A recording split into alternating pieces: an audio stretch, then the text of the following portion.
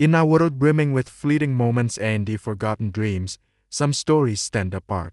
They are not tales of instant success or unblemished triumph, but sagas of resilience, forged in the fires of adversity and shaped by the unwavering hand of belief. This is one such story. It's the story of a man who saw magic where others saw only blank pages, who heard symphonies in silence, and who built an empire of joy upon a foundation of repeated failure. This is the story of Walter Elias Disney, a dreamer who taught the world to wish upon a star, but not before navigating the darkest of nights himself. His journey began not with a kingdom, but with a sketchbook, a handful of aspirations, and a spirit that simply refused to be broken. Every great journey begins with a single step, often into the unknown. For a young Walt Disney, that step was fueled by a boundless imagination and a relentless desire to create. He arrived in Hollywood with little more than a dream in his heart and $40 in his pocket. The world he envisioned was one of animation, of characters that could dance and sing and feel, a medium still in its infancy, dismissed by man as a mere novelty. His first ventures were born from this passion. Small studios started with big hopes. He poured his soul into his work, believing that his animated shorts held a spark of something special. Yet, the world was not yet ready for his vision. His early efforts, though artistically promising, struggled to find an audience and, more critically, to secure the financial backing needed to survive. The dream was vibrant, but the reality was stark and unforgiving. The path of a pioneer is rarely smooth. For Walt, it was a gauntlet of financial hardship and professional heartbreak. His first major animation studio, Laugh-O-Gram, was a cauldron of creativity, producing clever and charming fairy tale adaptations. But creativity alone couldn't pay the bills. The studio bled money, and despite Walt's tireless efforts to secure distributors and keep the lights on, the company ultimately collapsed into bankruptcy. He was left with nothing, forced to sell his camera and, at his lowest point, reportedly ate from garbage cans just to get by. It was a crushing blow, a moment that would have extinguished the ambitions of a lesser man. The world seemed to be telling him, in no more uncertain terms, that his dreams were worthless. He was a failure, a young man whose grand artistic aspirations had dissolved into destitution. In the face of such overwhelming defeat, a choice emerges: how to surrender or to persevere. Walt Disney chose the latter. He packed his bags and headed west, driven not by delusion, but by a deep-seated, almost defiant conviction. He was rejected time and time again. Studio heads and financiers dismissed his ideas, labeling them as financially risky or simply too strange for mainstream audiences. He was told that a cartoon mouse would frighten women, that a feature-length animated film would strain the eyes of viewers, and that his obsession with fantasy was a childish pursuit. Each no more was a testament to the world's skepticism, a reinforcement of his past failures.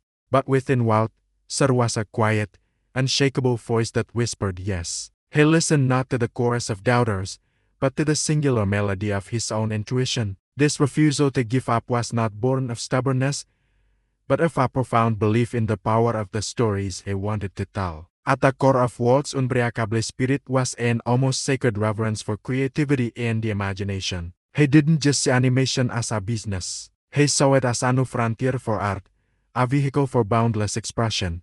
He believed that the imagination was the most powerful tool humanity possessed, a gateway to worlds untethered by the constraints of reality. For Walt, a blank piece of paper was not an empty space but a universe of infinite potential. He saw stories in the rustling of leaves, personalities in the scuttling of mice, and the grand adventures in the folklore of old. This unwavering faith in the unseen was his true north. While others were grounded by logic and the market trends, Walt was propelled by a relentless what if? What if a drawing could come to life? What if a story could make you cry and laugh in the same breath? It was this profound belief in the magic of imagination that would become the very bedrock of his future empire. From this wellspring of creativity, a legend was born on a train ride from despair. Having lost the rights to his first successful character, Oswald the Lucky Rabbit, Walt was at another crossroads. But instead of surrendering to bitterness, he began to sketch. He drew a simple mouse,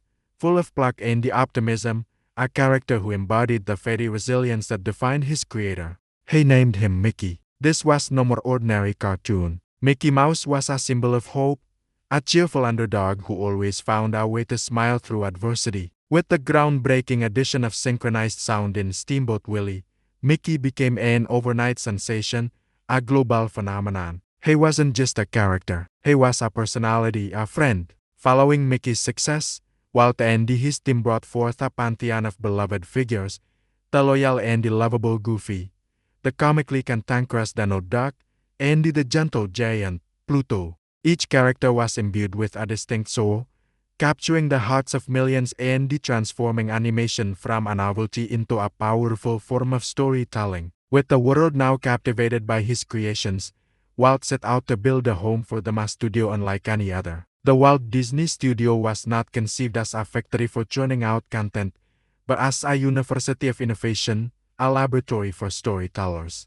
Walt was a relentless perfectionist and a visionary leader who pushed the boundaries of the possible. He invested in new technologies like the multiplane camera, which gave animated films a revolutionary sense of depth and dimension. He championed the creation of the first-ever feature-length animated film, Snow White and the Seven Dwarfs, a project so audacious that many in the industry mockingly dubbed it Disney's folly. He assembled a team of brilliant artists, animators, and storytellers, fostering a collaborative environment where creativity could flourish. The studio was founded on the twin pillars of masterful storytelling and the relentless technical innovation, a philosophy that ensured its films were not just entertaining, but enduring works of art. But for a man like Walt Disney, the silver screen was not a destination, it was a stepping stone. His vision grew far beyond the confines of a movie theater. He dreamed of a place where the stories he told could be experienced, where families could step out of their everyday lives and into a world of pure fantasy. He didn't just want people to watch his stories, he wanted them to live inside them. This was a radical idea, an expansion of a brand into a physical realm that no one had ever attempted on such a scale. He envisioned a park, a clean, safe, and magical place where parents and the children could have fun together. It would be a world of fantasy, adventure, and wonder, a three-dimensional manifestation of the joy his films had brought to so many. The dream of a theme park was the ultimate expression of his desire to make imagination tangible. This grand vision materialized as Disneyland. After years of meticulous planning, fundraising against overwhelming skepticism, and overcoming countless construction hurdles, the park opened its gates in 1955. It was the physical embodiment of Walt's lifelong philosophy. Here, you could walk through Sleeping Beauty Castle, sail with pirates through the Caribbean, and blast off into the world of tomorrow. Disneyland was more than just an amusement park. It was a living, breathing storybook,